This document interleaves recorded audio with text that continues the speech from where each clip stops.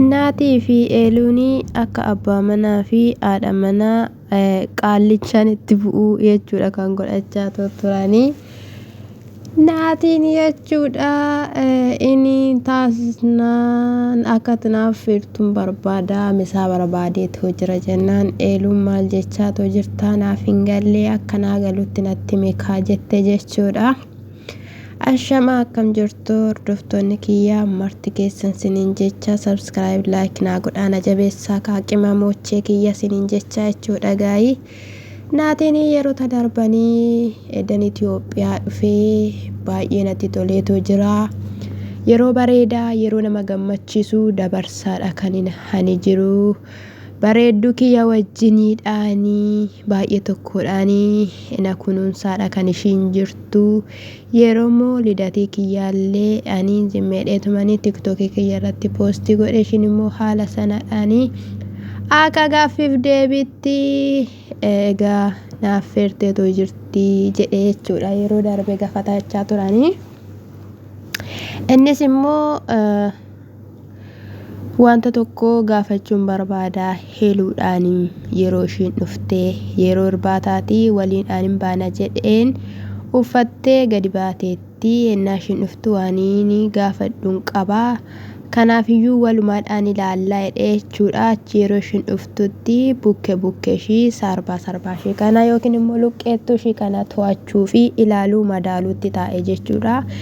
Maal ta'aatti jirtaa gaafa ishiin jettuuni maaliin ta'ee jechaanidha jechuudha kan inni turee dhudhungatee jechuudha yeroo kanatti ani jedheeni jechuudha.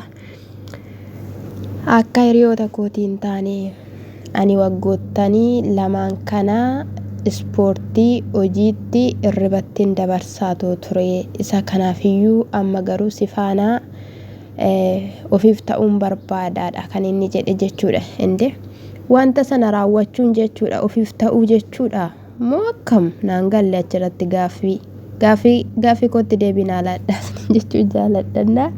Sana booda amma maal ta'uu barbaadde jennaanii ani sifaanaa si galuu danda'a siif naaf hin galle jechuu hin dandeessu anifati yeroo baay'ee dabarsinirraa ijoollummaa kiyyaa kaasee namni akka keettitti siqee beeku hin jiru. Isa kanaafiyyuu waan sirraa barbaaduun qabaa waan sirraa hawwuun qabaa beekuu qabdaa naaf hubachuu qabdaa si galeera seenaan booda hin darbate jechuudha. Soofarratti gaafa darbatu maal ta'uu barbaaddeennanii ani sifaanaa jennaan yoo dandeessetta ta'e yaalikaa itteen jechuudha. Maal jechuu barbaaddeeti ati kanarraa booda ani sin barbaadu ba'i maali gaafa ishiin jettu inni immoo ragaa jedha jechuudha. Gaafa ishiin immoo ragaa jette immoo inni immoo si ababbaleeraa sirumayyuun baay'isteedha immoo mataarratti holbaa jechuudha. Kaameraanii gara isaan gooree waraabaa jira jechuudha. Eeluun jalqabayyuu jechuudha kaameraa jechuun akkamitti akkamni biraankiidhaaf hojjechaa jiru si galuu didee kaameraa dhaabeetu waan akkasii sifaana raawwatamoo indee maa biraatiin ifee wanta akkasiin taadhe yaaduun akka kiyyatte jechuudha. Erde maal jechuudha akkana safuudha abboo ati kaameraa addunyaa irratti si galakkisaa waan akkasii irratti raawwachaa hoo achi booddee bakka kushiinaa keessa kaachuu jalqabde kaa takka soofaa jalaan baatii takka xarapheessaa jalaan baatii takka kushiinaa seentii takka waan ta'e taatii takka bishaan dhugeettiin irraa qorrisiisanatti fakkaate bishaan fa'i buufteetti kennaa turte jechuudha. Inni bishaan miti kan barbaade heeluu maal taateettati tips barbaade jechuu jaalannaa ajaa'iba garuu nan si adannaqe garuu eeluu dhugaa dubbachuudhaaf jechuudha. Hande kanaafidha lakkaa kan bukkee deemaa turte baay'atteen irbaanis nattaafu homayyuun barbaadu baay'ee jechaan jechuudha kan ishiin turteen immoo hin danda'amu jedheka hin ta'amu osoon hin deemiin dura sifaana yeroo bareedaa ta'e dabarsuun qaba jennaan dabarsaa miti kan jirru maaltu sitti irraa ta'e maal dhabdee maal otoo hin argatiin jirta ennaanin waan hin arganne qaba jedhe. Waan hin arganne qaba. Amma garuu argachuun qaba. Dirqamadha. Fidi jedheen hin fidwette. Hin fidwette. Yeroon kun yeroo anii fi ati waan akkasitti galu miti. Obsi eeggadhu yeroo qaba jette. En danda'am. Achi immoo naan galle jechuutti immoo teesse immoo gidduutti sii galeera immoo naanne jedhu. Asuma soofa kanarratti immoo haa ta'u jennaan maal jechuudha naan koottu jedhe. Eessaran kutaa kee galla.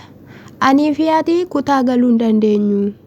Anii fi ati dhiiraa fi dubartii wanta taaneefi waan haasa'uu barbaade asumatti haasa'e jennaan lakki koottu jedhe. Hin galu hin fedhu. Eeshagaa asumatti haa ta'u jedhe jechuudha. Ammas deebisee ishii darbate jechuudha. Ishiin garuu nun kaattachi. Inum kaatte as. Inni ishii dhaga'uu hin dandeenye. Sababni isaayyuu gidduutti hin kolfiti gidduutti inaartii waan ta'eefi bakka ishii ficcisiisuu barbaade waan ta'eef jechuudha. Wayni naati dhugaa dubbachuudhaaf akkoo dhiira ajaa'ibaati waaqa dhugaan siniin jedhe. Dhugaa kana dura yoo yaadattu ta'e jechuudha yeroo osoo biyyaan bahin jechuudha. Gizee wayi hoteelatti jechuudha. Kaameraa dhossee koottu rafeennaan eeluun du'a kooti jette. Rafu jette. Ol ba'a jennaan ol hin ba'u. Gixxim. Gaaf sanas algarra achu taalti asu taalti booda jechuudha ila sittaniyya jetteen jechuudha. Asirratti har'allee sittaniyya jedhen namnaa dhufu sittaa kolfani sin salphisa jetteen ila kanfalaa taata.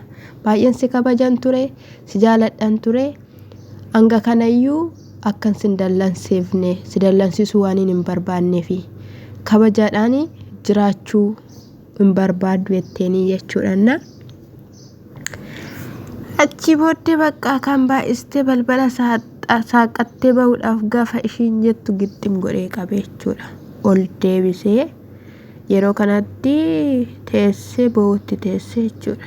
Boo'utti teessee simmeetti keessa galtee yeroo ishiin boochutti biraankiin si gochaa jira jechuudha. Kanaaf iyyuu hin deemna bakka ani bilbillisin bilbilamee fi hin deemu ani bakka nagaheera minaamna jettee jechuudha. Boodarra immoo kootten da'um ol dabarraan jettuuni biraankii ta'uusaa bartee jechuudha. Dhugaa dubbachuudhaaf garuu baay'ee ulfaata. Kun immoo namaa galuu qaba. Kaameraa qabatee ilmi dhiiraa tokkuma akkas hin jiru. Yoollee aminallee sirratti yaadirallee ta'e kutaa ciisichaa keessatti yookiin immoo dhiirri hamina dubartii yookiin immoo boruttiin nama doorsisuu barbaadu manyataa beetisaa keessatti kaameraa dhossee sanaa booda waan akkasiiti kan inni raawwatu malee jechuudha. Ifaan ifatti kaameraan asiifachi kaachaa jechuudha. Nama kaameraa sana waraabu kaameraa maanii sanayyuun safeeffatu. Garuu dhugaa dubbachuudhaaf jechuudha. Kaameroo imaanonni waan akkanaa waraaban gootota dhugaa isaanii na dannaqanii jechuun bakka goobasootadha siniin jechuu jaaladha. Haala kanadhaan hafeensi hin jedhanne biraammoo jechuudha. Maannoo dastaa jaalallee roottaa jechuudha. Waan godhan argitaniittu hiriyoonni Abiraam buraa fi eenyunni maqaan isaa mucaa sana gurraacha sana jechuudha. Joon waan godhan argitanii gommaarra daraddaranii baxaxanii qalamii waan ta'etti naqanii hirru kutammoo maalidha dhiigarra gadi yaasanii akkasitti falatti ba'anii jechuudha. Ilaanni immoo akkas jedhe naajjeestaniyyuu naajjeestu malee amma lubbuun kiyya na keessaa baatutti ruutaa jechaan lubbuun koo na keessaa bahaa malee ani jaalala ruutaan dhiisu ishiin keessa kiyya jirti jedhee jechuudha. Ruutaan kaleessa abbaa manaa ishiitiidhaanii ammattee dhungattee sin jaaladha ijoo koonaa wanti gaaffinatti ta'e tokko jechuudha. Kan kaleessa Abiraamii fi Ruutaan viidiyoo hojjetan keessatti inni tokkoffaa ministirii ishiin hidhattee dhuftee innis hidhatee dhufee jechuudha. Qoy kan isaa ilaalee kan Ruutaa ilaalaa ture Abiraamii jechuudha. Yeroo kan isaa ilaalee kan ishii ilaalaa ture maaliif wal fakkaatamoo maa inni siin jechuun jaaladha. Edda biraas immoo yeroo haammatu sana keessa isaatii miti jechuun dhugaarraa miti irraa ifa jechuudha. Maaliif akka ta'e hin beeku qirreetaa wayii jirti fakkaatanna. Ermeellaan immoo alambaa nan deema jechaadha kan ishiin turte. Nagatteen wayichaa tureenis jechuudha. Carqii sanallee suma ishiidha wajjiniidhaan waraabanidha dhugaa dubbachuudhaaf jechuudha. Kooti isaarratti dabalate malee iyyuu karaadhuma sanaan achitti goree natti fakkaate naannoon tokkos ta'uu hin didu. Sini jechuun jaaladha. Dasuun garuu akkasitti tumamee booda irratti Kaaleeb dhufee lafa dhiitaa ture. Maal hojjechaa jirtu? Maal gochaa jirtu? Maalidhaa? Mucaayee chaaniinni sun immoo gatii sin baasisaa inni sinaadha gochaa jirtan kuni wanta salphaa miti siniifin kaffalama jechaa turre. Sin jechuun jaaladha. Sini eenyu jireenyum namaa Ruutaa biraa maal dhiisaa sin.